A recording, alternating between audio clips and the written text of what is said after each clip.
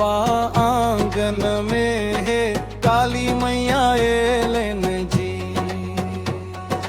काली मैया एलेन जी, हाँ जगदम्बा मैया एलेन जी। मुनि बाबा के गांव में है काली मैया एलेन जी।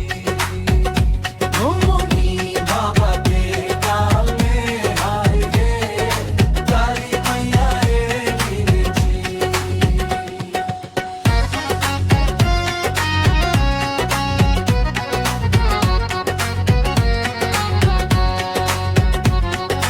हरी अंचरा शोभय मैया के गला में मुंडक माला जी। लाल लाल नैना चमकैया रूप छवि विकराले जी। मुनि बाबा के गांव में आए काली मैया एलेन जी। ओ दयाल बाबा आंगन में है काली मैया एलेन जी।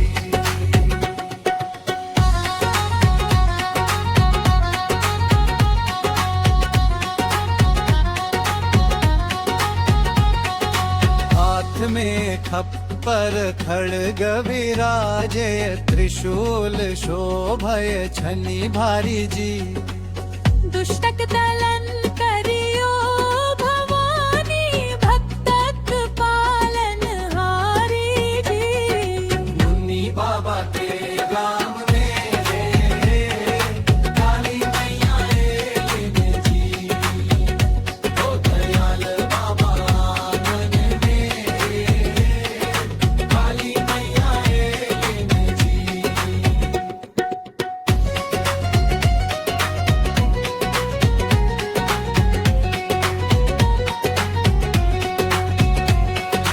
ढोल मृदंगा शंख बजैया गूंजय जय जयकारी जी। भक्त अहाँ के नाची रहल अछि भरि गेल अंगनवारी जी। मुनि बाबा के गांव में है काली मैया एलेन जी।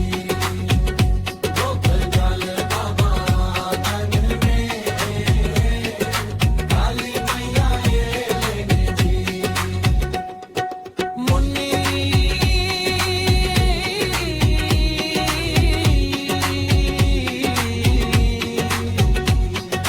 मुनि बाबा सभक आशा राखथि सभक लाज जी।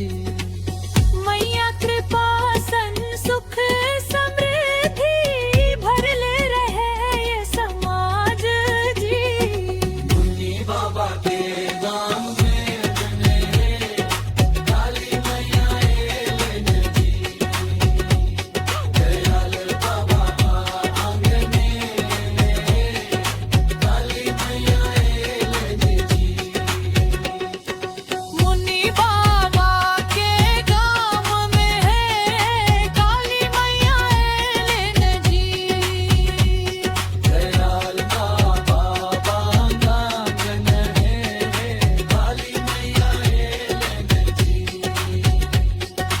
काली मैया एलेन जी, हाँ जगदम्बा मैया एलेन जी। मुनि बाबा के गांव में